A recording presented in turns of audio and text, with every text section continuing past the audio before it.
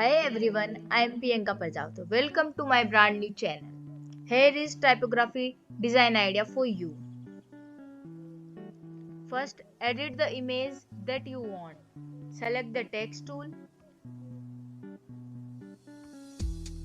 Right click and convert the shape. Ctrl T. Then right click and select verb. Now using the handle adjust the two text according to your object. Hold Ctrl and click take a selection. And select the image and create a layer mask.